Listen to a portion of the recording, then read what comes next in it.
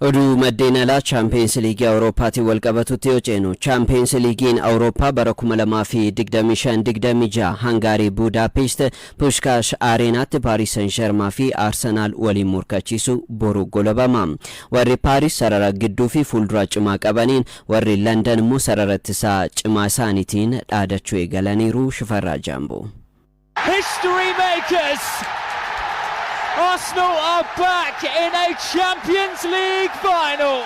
Jarri galmee beekumsaa tokko qooddatu Pep Guardiolaan ka'umsa tooftaa taphaa leenjistoota lamaanitiin garuu hubannoo garagaraa qabu. Inni tokko mandara baaskii, inni kaan ammoo Gion magaalaa uummata hedduu qabdu argame. Luis Enrique fi Mikel Arteta addunyaan kubbaa miilaa walitti fidde. Leenjistoonni lammii Spain lamaan kunneen amma seenaa haaraa hojjechuuf Hangaarii Budapestitti waliif beellamatan. Tapha xumuraa Champions League Awurooppaa bara kanaan PSG walitti aansee shaampiyoonii ta'uuf Arsenal seenaa waggaa 140 booda waancaa kana argachuuf qophaa'eera. Taphoota Champions League Awurooppaa 14 taphateen tokkolleen kan hin mo'amin kilabni kaaba London Arsenal dorgommichaan kilaboota hirmaatan 36 keessaa kilaba goolii muraasa keessummeessee goolii 6 qofatu itti gale. Faallaa kana shaampiyooniin dorgommichaa PSG'n goolii 44 dorgommichaan galche 22 itti galee sadarri ittisaa isaanii qaawwa guddaa qaba. Haala kanaan taphatuma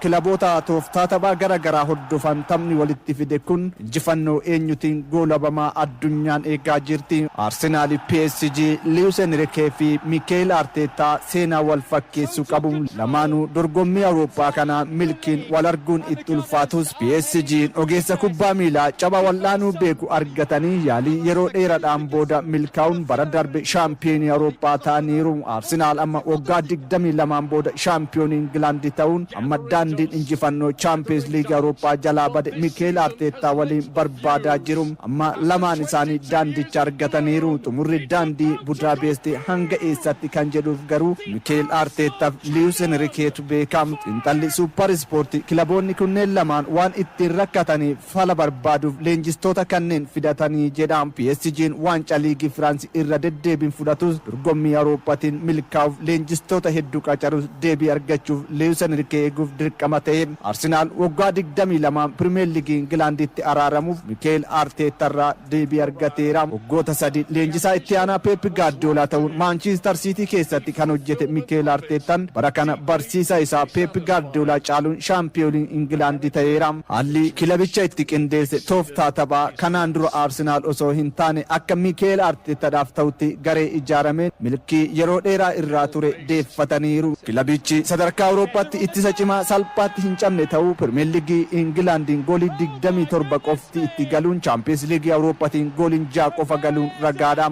Akkaataan Arsenal taphattoota sarara fuulduraa garee faallaa bakka dhoowwatu ammoo Luis Enrique taphattoonni isaa akka obomboleetti galaana irra saffisuuf yaaddoo ta'eera. Arsenal goolii tokko galchinaan balbala isaa cufachuuf salphaadha. Garuu dubbiin jabduun Artetaaf qormaata ta'uu tooftaa taphaa Luis Enriquetiin gareen Luis Enrique ijaare PSG'n kilaba tilmaama taphaa kana jettee dhaabuun hin danda'amne ijaarameera. Sararri ittisaa hanga sarara fuulduraatti hundi ni fiigu. Hundinuu goolii galchaa. Taphataa tokkoof iddoon dhaabbii kenname hin jiru. Kiivicha Kvaratskhelia dhaabdu Dembeleen hin jiru taanaan Neves yookaan Hakimi goolii galchaa. Isaan bira kubbaa sekondii 5 caalaa garee faallaa irraa fudhatamee turuun hin qabu. Araada fiigichaan garee guutame morkattoota isaanii jaanjessuu gara dhoowwuu hojii Luis Enrique'n Paris keessatti lafa qabsiise. Kana ammoo walakkaa xumuraan tapha Bayern Munich injifatan irratti mul'isaniiru. Garee ittisa cimaa qabu akkaataan ittiin diiguun caaseffamaan ala godhan ammoo tapha xumuraa bara darbeen Inter Milaan irratti goolii 5 galchuun seenaa hojjetaniiru. Dabalataan Enrique'n akkaataan taphattoota isaa boqonnaa kennu kan Arsenal irra akkamiin beekumsaan taphattoota fayyadamuu akka qabu kan mul'iseedha.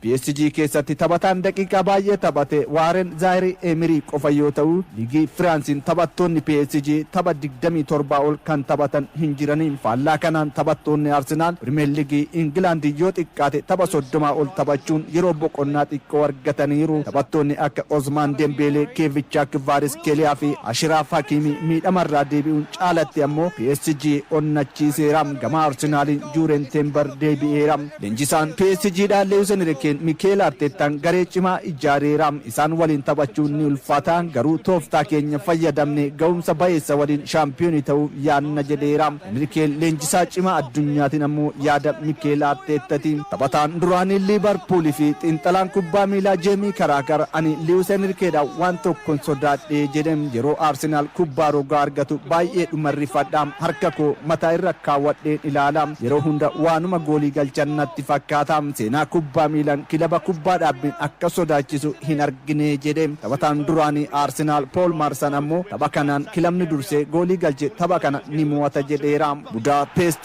humna dhaabuun hin danda'amne gareen Luis Enrique humna bira dabruun hin danda'amne loltoota Mikel Arteetaa keessaa kamtu mirgaan galaan tapha xumuraan deebii argata. History makers! Arsenal are back in a Champions League final!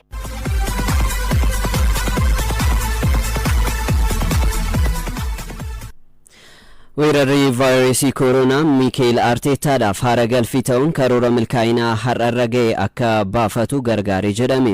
Durataan Arsenaal Stan Kroenke Arsenaal kana booda karoora kubbaa miilaa Ingilaandii fi Awurooppaa to'achuu qaba jedhanii Saamu'eel Joonsee dabalatasaa akka taasisaniif qindeesseera. Kroenke Sports and Entertainment was founded by Stan Kroenke.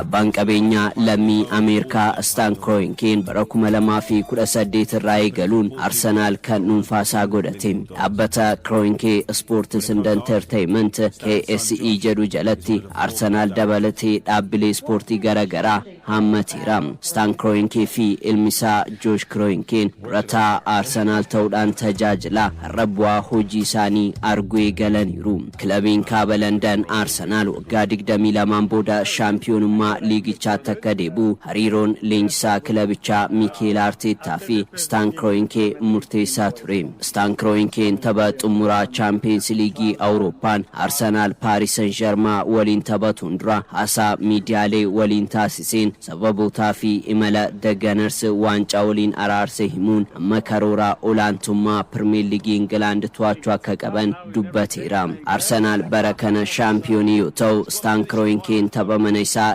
Denver Colorado Town ilaale keessaa kan Wolves waliin goolii 2 qaxaba'an kan Manchester City fi Manchester United mo'aman ciniinsuu daqiiqaa 4 fi sakandii 11 VAR tapha West Ham waliin ture ilaaluudhaan goolii Arsenaal irratti gale haqe tasallee hin dagadhu jedha. Ta'us haala kamuu keessa jiraatan ergaan Stan Kroenke Mikel Arteetaadhaaf ergu har'aaf kan arganne nu ga'a xiyyeeffannoodhaan itti fufii kophaa kee miti kan jedhudha. Xumura irratti waancaa liigichaa gaafa fudhatan Stan Kroenke abbaa isaa Josh Kroenke waliin waancaa argatan mirmirsaa deeggartoota Arsenaal dheebuu baasuu mul'isaniiru.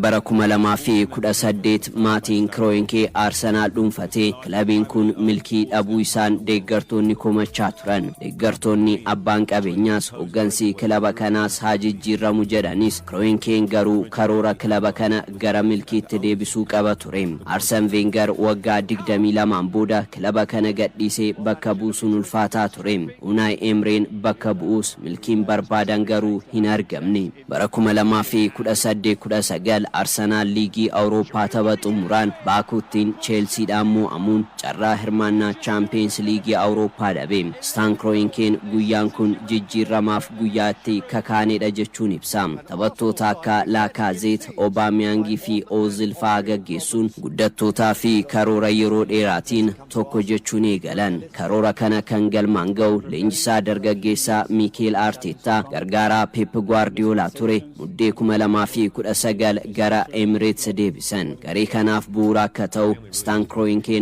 Virgil van Dijk Liverpool irraa mallatteessifachuu barbaadee ture. Ta'us leenjisaan akaadaamii Arsenaal Per Mertesacker gara fuulduraattiin taphataan ittisarratti abdii guddaa qabu William Saliba jedhama jechuun kilaba France Saint-Étienne irraa paawundii miliyoona 27 mallatteessifatan. Ergisaan kilaboota France keessa turuun har'a Gabriel Magalhaes waliin utubaa Arsenaal ta'an. Sababa kanaan Stan Kroenke inni jijjiirraa keessatti akka hin hirmaanne hima. Ani dhaabbata ispoortii hoogganuu malee ogeessa ispoortii waan hin taaneef nama sirrii bakka sirriitti qacarras jedha. Piroojeektiin Mikel Arteta jalatti galame waancaa FA fudhachuudhaan jalqabus waggaa 2 walitti aansuudhaan Premier Leaguein sadarkaa 8ffaan xumure. Yeroo weerara vaayirasii koronaan addunyaa raafamte Artetaan gara Stan Kroenke imaluun dhiifama waadaan galee galmaan ga'uu hin dandeenye jedheeni. Kroenke Artetaadhaaf waan barbaade akka guutuuf itti hime. Sababa vaayirasii koronaan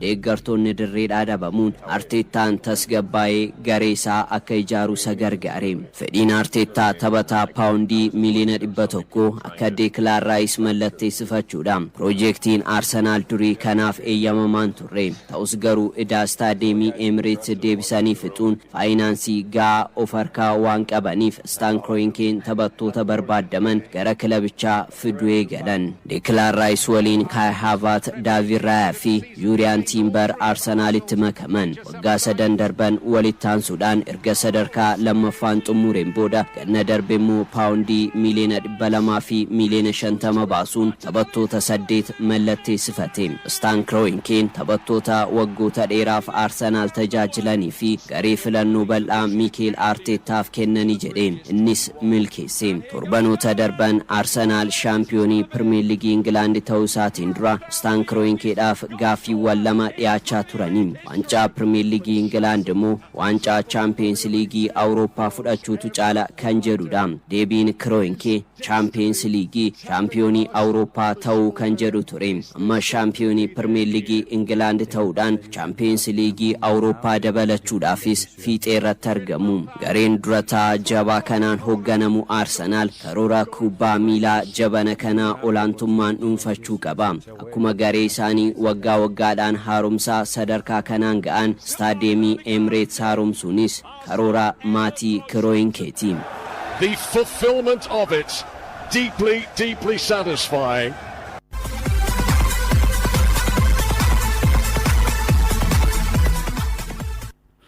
Lammiin Joorjiyaa Kevicha Kvaratskhelia taphattoota ga'umsa isaaniitiin tapha xumuraa Champions League Awurooppaa murteessuu danda'an keessaa kan jalqabaati jedhamaa jira. Neepilsitti dandeettiin sarara fuulduraa irrattiin qabuun jajamus Paarisitti garuu Luis Enrique akka ittisuu danda'u na barsiisee jira jedhe. Kevicha Kvaratskhelia Diinaas Bashir akka taanutti qindeesse. amma kubbaa miilaa addunyaa keessatti maqaan tokko ol ka'ee leellifamaa jira. Mootora garii Paris Saint-Germain lammii Joorjiyaa Kevicha Kvaratskhelia shaampiyoonii Champions League Awurooppaa Paris Saint-Germain bara kanas xumuraaf akka ga'uuf maachi taphataa kana olaanaadha. Biisaa Joorjiyaa waan hin darbiniif waancaa addunyaa biiloon daawwatan irratti hin hirmaatu. Garuu tapha Champions League Awurooppaa xumuraa Hungary Budapest tapha Arsenaal waliin taphatan irratti simboo tapha sanaa ni taaf eegama. Waggoota lamaan darbe taphattoota Paris Saint-Germain garee sodaatamaa Awurooppaa taasisan keessaa Kevichaan jalqaba irratti dhufe. Bakka tapha Luis Enrique irratti hiriirsa hunda irratti ga'umsa dinqiin tajaajiluun beekama. Taphataa hundaan faayame jedhama. Yoo ittisu akka sibiilaati. Akkasuma mata bawoo taphattoota sararattisaati. Kubbaa yeroo qabatu maal gochuuf akka deemu tilmaamuun nama dhiba. Saffisni isaa adda. Xiinxalaan kubbaa miilaa Awurooppaa Julian Lauren baranuma kilaboonni Premier League England akkamiin isa mallatteessuu akka dhaban naaf hin galle jedhee ture. Hubannoo kootiin ala jechuunis dubbate. Kevicha Kvaratskhelia bara 2022 Napoli waggoota 33 booda shaampiyoonii seerii akka ta'u taphattoota godhan keessaa jalqaba irratti heerama. Warra Neepels taphataa seena qabeessa isaanii kan ture Maradona bakka bu'aa jechuun maqaa masoo Maradona jedhuun waamaas turan. Maqaan Kevicha Kvaratskhelia amma namoota hedduuf maatii ta'ee jira. Turtii Napoli keessa dabarseen gooliiwwan 21 galchuun kubbaawwan goolii ta'an 17 mijeessee jira. Kevicha Kvaratskhelia biyya baha Awurooppaatti argamtu Joorjiyaa gara Venezuela jalatti dhalatee guddate. George Kinlandaayis booda kubbaa miilaan taphataa warqee Joorjiyaan argatteedha. Paris Saint-Germain yuuroo miliyoona 70 kaffaluun taphataa kana bara 2023 gara Paris fide. Hamma gatii itti bahe ta'uusaa mirkaneessaa jira. Erga gara Paris Saint-Germain imalee ga'umsa dinqii fullaa mul'isuun garee isaa sadarkaa olaanaatti ceeseera. Tooftaa taphaa Luis Enriqueen hordofuuf taphataa murteessaa ta'uun taphachuu irratti argama. Saffisa qabu waliin taphattoota garee faallaa burjaajessuun gooliiwwan lakkoofsuun dandeettii addaa inni qabuun isa to'achuun waa yaadamu miti. Luis Enriqueen kana dura iddoo inni irra taphataa ture sarara fuulduraa qofa osoo hin ta'in sarara duubaa fi gidduu irras taphachiisuun taatoo irraa gara waraanaatti geeddaraniiru jedhamu. Taphattoonni garee isaanii waloon ittisuu fi gara duraatti deemanii taphachuun mallattoo leenjisaa kanaati. Tooftaa taphaa kanaaf taphataan akka isaan barbaadan ta'eef kun ammoo Khvicha Kvaratskhelia. Taphataan kun teeknikaan Naapoolii keessatti fooyyee akka ta'e ofii isaanii dubbata. Taaktikaan garuu Paris Saint-Germain keessatti akka gareettis ta'e akka dhuunfaatti yeroo milkii dabarsaa jira. Erga bara 2024 Naapoolii irraa gara Paris Saint-Germain deemee taphoota Champions League Awurooppaa irratti taphattoota Paris Saint-Germain hunda caalaa taphataa fooyyee ta'e goolii 13 galcheera. Kubbaawwan goolii ta'an 8 mijjeessuun gooliiwwan 21 keessaa qooda qaba. Akkasuma Champions League Awurooppaa bara kana irratti Harry Kane fi Kylian Mbappé qofaatu carraa goolii isa caalaa uume. Taphoota Champions League mo'atanii darbuu torba irratti walitti aansee goolii keessaa qooda qabaachuun taphataa jalqabaa bakka hiriiree taphatu hunda irratti taphataa murteessaa ta'uun Paris Saint-Germain sadarkaa olaanaatti ceesee jira. Khvicha Kvaratskhelia tapha xumuraa Champions League Awurooppaa Arsenal waliin taphatan irratti shaampiyoonummaa bara darbee irra deebisaaf taphattoota eegaman keessaa tokko ta'eera. Inni waancaa addunyaa irra jiraatee jiraatuu baates barri kun bara inni daran ifeetti mul'ateedha.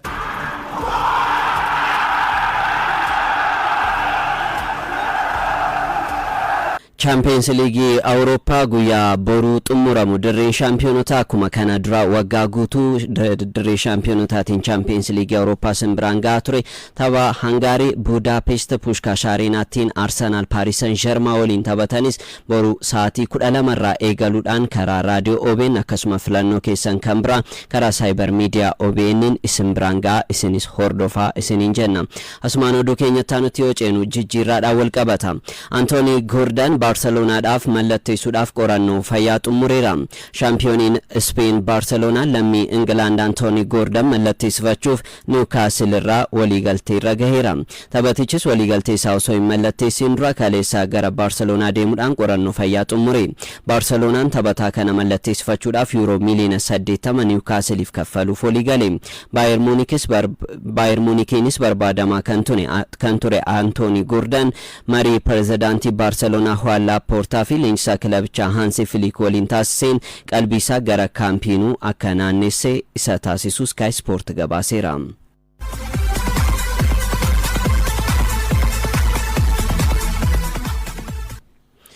Barcelonaan Marcus Rashford paawundi miliyoona 26 mallatteessifachuudhaaf filannoo osoo qabu maaliifiin Anthony Gordon paawundi miliyoona 70 mallatteessifachuu filate kan jedhuuf Diinaas Bashir akka taanutti qindeesse. And Anthony Gordon looks like a new signing for Newcastle.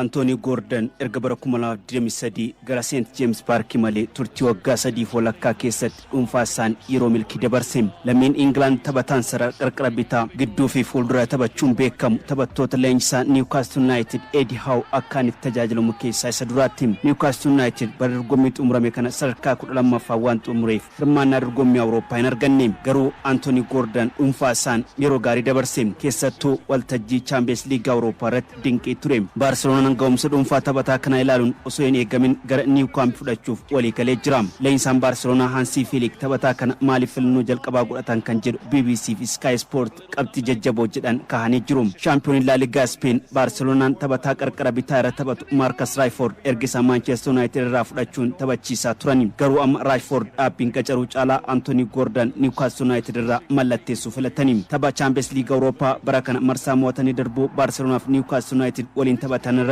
leenjisaan Barcelona Hansi Flick Newcastle garee cimaa fi sodaachisaa ta'uusaa dubbatanii ture. Yeroo sana Anthony Gordon sochiin isaa kubbaa fi kubbaan ala jiru dinqii akka tures kaasaniiru. Gabaasni Sky Sport Hansi Flick yeroo sana Anthony Gordon irra ija buufachuu isaanii yaadachiisa. Hansi Flick leenjisaa tapha saffisa qabu akkasuma taaktikaa fi teeknika cimaan guutame fayyadamuun beekamanidha. Newcastle keessatti jijjiirama guddaa mul'isuun waltajjii Awurooppaa irratti garee isaa murkataa kan godhe Anthony Gordon cimee hojjechuun taphatichaa kubbaan isaa garee faallaa irratti dhiibbaa inni fiduu fi iddoo taphaa kamuu irratti madaquun filannoo Hansi Flick akka ta'u godhee jira. Taphataan kun Newcastle United keessatti iddoo irra taphatu qarqara bitaan dabalataa bakka leenjisaan garichaa Eddie Howe irratti hiriirsu sarara gidduu fi fuulduraa irratti ga'umsa ol aanaan tajaajilaa ture. Anthony Gordon bara kana Premier League'dhaan goolii 5 qofa galche. Garuu Champions League Awurooppaa irratti yeroo milkii dabarse. Taphataan kun Champions League Awurooppaa baranaa irratti gooliiwwan 10 galcheera. Kun ammoo Kylian Mbappé goolii 15 galchee fi Harry Kane goolii 14 galcheetti aanuun sadarkaa lammaffaa isa qabachiisa. double figures for the season for his assist. And what he produces, I think, is absolutely delicious. I mean, that's fantastic. Barcelona taphataa kana wanni inni filateef inni biraa mindaan Anthony Gordon kan Marcus Rashford gadi ta'uun gama biraan ammoo kilabiin Catalan Barcelonaan egeree isaa ijaaruuf taphattoota umriin xiqqaa barbaaduun isaa filannoo jalqabaa taasisee jira. Anthony Gordon waggaa 25 yoo ta'u Rashford waggaa 28 dha. Kunis filannoon isaanii Gordon akka ta'u taasisee jira. Barcelonaan erga Anthony Gordon fide Rashford akkam godha kan jedhu ni eegama. Dhimma Marcus Rashford wal qabatee Manchester United hanga waxabajii 8 bara 2026 qofa murtoo Barcelona eega jedhamin. Barcelonaan egeree Marcus Rashford daachisee iddoo lama dhaabbateera. Murtoota umraa beeksuuf waan rakkate fakkaata. Taphatichi ergisaan gareessi malee tajaajila gaarii kennaafii jira. Garuu ammas jala muranii Rashford mallatteessuu caala ejji isaanii taphataa Atletico Madrid Julian Alvarez akka ta'e gabaasni kun ni akeeka. Fedhiin Marcus Rashford mindaa isaa sirrisee achuma Barcelona keessa dhaabbiin taphachuudha. Garuu osoo inni jiru Anthony Gordon fiduun egeree Rashford ifa ta'uu dhabuu isaa akeeka. Bara dorgommii dhufu sararri fuulduraa Barcelona Anthony Gordon, Lamine Yamal, Rafinha fi Rashford dhaabbiyyoo mallatteessee garee sodaachisaa ta'a. Jijjiirraa Anthony Gordon irraa Barcelonaan hangam fayyadama kan jedhus dhimma xiinxala kana keessatti caqafameedha. Ragaaleen akka addeessanitti cimini Anthony Gordon ifaadha. Garuu mallaqa guddaa itti ba'ee fi abdii Barcelonaan irra kaa'e wal qabatee hagam kilaba kana tajaajila kan jedhu shakkii mira. Anthony Gordon euro miliyoona 70 gara Barcelona imala. Adeemsa keessa hanga euro miliyoona 80 Newcastleif ni kaffala jedhameera. Kun ammoo seenaa kilaba Newcastle United keessatti taphataa gatii qaaliin gurgurame lammaffaa isa taasisa. Isa dura bara darbe Alexander Isak paundi miliyoona 100 fi miliyoona 25 Liverpool mallatteessuun reekordii qabachuun isaa ni beekama. Again, Anthony Gordon looking so sharp and so...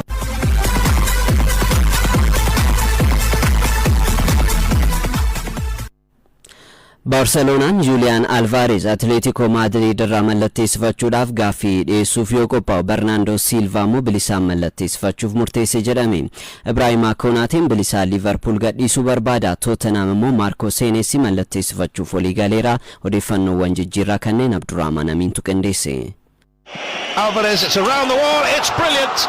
And Atletico Madrid lead at Barcelona 1-0. Ganna kana kilabicha kan gadhiise Robert Lewandowski bakka buusuuf Julian Alvarez Atletico Madrid irraa mallatteessifachuuf marii eegaleera. Barcelonaan jalqaba euro miliyoona 90 Atleticof kaffaluun euro miliyoona 10 dabaluuf karoora kaa'eera. Taphaticha gurguruuf fedhii kan hin qabne Atletico Madrid dhiibbaa uume kilabicha gadhiisuuf fedhii kan qabu taanaan euro miliyoona 100 fi miliyoona 50 gadi tole akka hin jenne miidiyaaleen Spain gabaasanii. Julian Alvarez Barcelonaadhaaf taphachuun abjuu isaa ta'uu dubbatee ture. Barcelonaan dhuunfaadhaan taphaticha waliin walii galeera. Waliigaltee hanga bara 2031 tursiisu mallatteessisuuf waliin dubbataniiru. Kilabichi waggaa tokkoon dabaluuf filannoo qaba. Waggaatti euro miliyoona 18.5 kaffalaa fi Barcelonaan waancaa addunyaatiin duratti waliigaltee Alvarez xumuruu barbaada. Mundo Deportivo akka gabaasetti Ferran Torres qaama jijjiirraa Julian Alvarez taaf eegama. Dabalataan Barcelonaan Bernardo Silva mallatteessifachuu murteessuun yeroo itti aanutti waliigaltee ifatti ni mallatteessuuf eegama.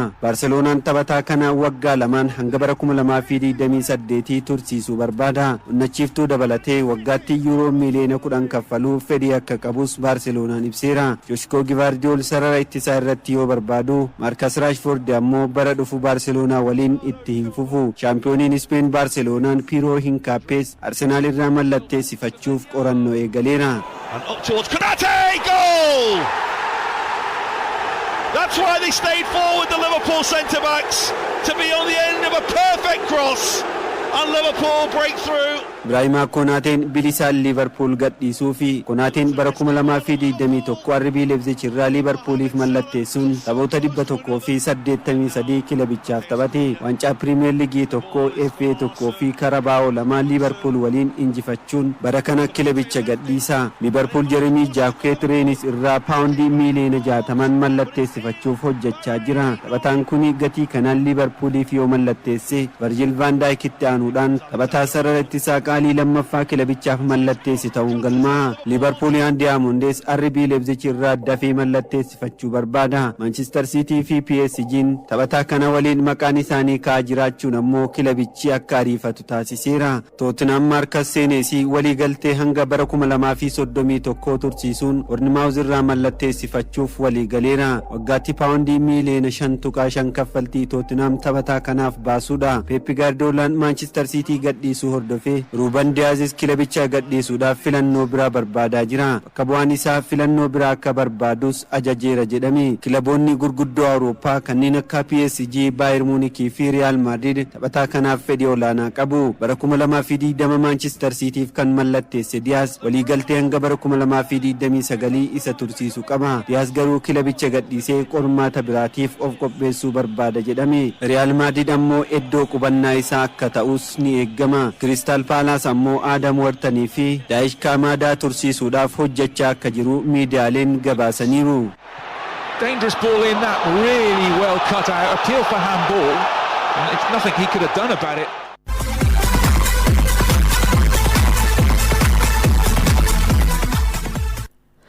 lammiin Biraazil Ederson taphataa jalqabaa Michael Carrick jalatti Manchester Unitediif mallatteessu ta'uudhaaf dhiyaate.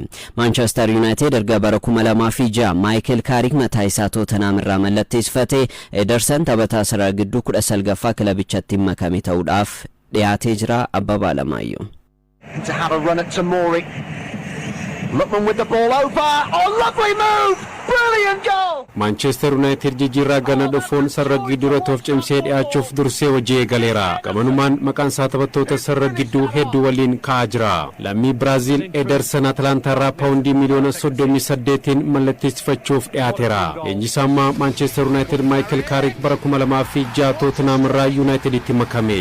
Ergasii Manchester United Carrick dabalatee taphattoota sarara gidduu paawundii miliyoona 500 fi miliyoona 80 baase. Guyyoota taanan ammoo jijjiirraa Ederson xumuraaf eegama. Kun taanaan bara 2006 eegaluun Manchester United taphataa sarara gidduu 19ffaa mallatteessifate ta'a. Akka gabaasa BBC Sportiitti United jijjiirraa taphattootaan irra caala taphattoota sarara gidduutti xiyyeeffateera jedhame. Umurii 34tti kan argamu Casemiroon waliigalteen isaa waan xumurameef United waliin gargar bahe. Bara 2024 Manchester Uniteditti kan makame Manuel Ugarte gadhiisuu fi turuun isaa addan baane. Miidiyaaleen jajjaboo akka gabaasaa jiranitti hoteela lammiin Uruguay kunni gadhiisa jechaa jiru. Kanaaf sarara gidduu lakkoofsa jaarratti Kobii Meenuu waliin kan qindoomu mallatteessifachuun dirqama jedhame. Elliot Anderson Manchester United dabalatee kilaboota hedduun taphataa barbaadamaa jirudha.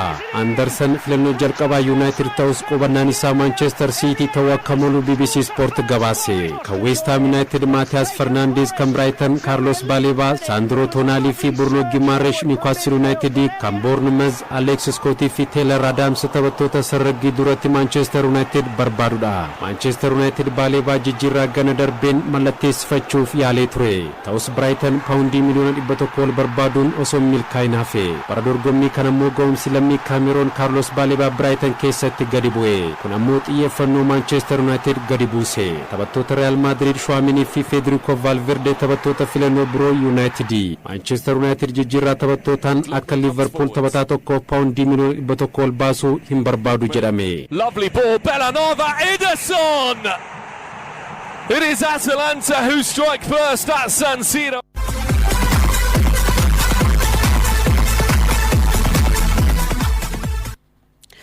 Massimiliano Allegri waliigaltee waggaa lamaan leenjisaa Napoli ta'uudhaaf dhiyaatan. Dhiyeenya hojii leenjisummaa AC Milan irraa kan gaggeeffaman Massimiliano Allegri amma gara Naples deemuudhaaf waliigalaniiru. Napoliin iddoo Antonio Conte buusuudhaaf Massimiliano Allegri kan filate yoo ta'u, leenjisichi waliigaltee waggaa lamaan mallatteessuuf eeggama.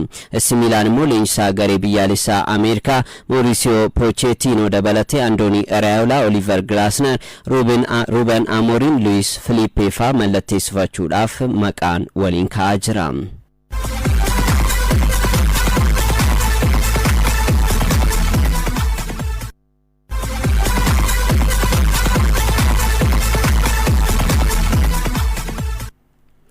Neymar taphni jalqabaa waancaa addunyaa jala darba jedhame. Waancaa addunyaa torbee lamaan booda eegaluuf Carlo Ancelottiin garee biyyaalessaa Biraaziliif kan filatan Neymar Jr miidhama isa mudateen taphni ramaddii jalqabaa jala darbu mala jedhame. Miidhamni isa mudate torbee lamaan gasadii itti fudhachuu akka danda'u yoo gabaafamu tapha Biraazil Morokoo waliin taphattuuf carraan ga'uusaa dhiphaadha.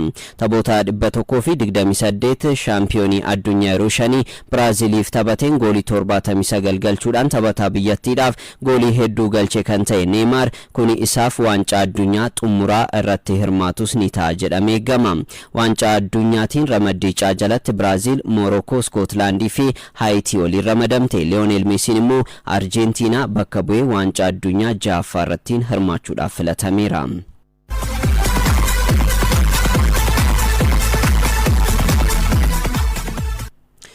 Badhaasni Baalaandoor bara 2026 onkoloolessa 26 yeroo jalqabaatiif Paariis irraa gara Londanitti jijjiiramuudhaan Londanitti kennama jedhamee jira. Luka Modric immoo lammiin Krooshiyaa waancaa addunyaa kanaan booda jiru kubbaa miilaarraa akka sooroma ba'u dubbatee jira. Umuriin isaa 42 ni ta'a. Walumaa galatti qarqaba qophii ispoortii jimaata guyyaatiif siniif qopheessine kanneen turanii waan waliin turtaniif galata qabdu. Oduun sa'aatii 7tti fufaa turtii gaarii.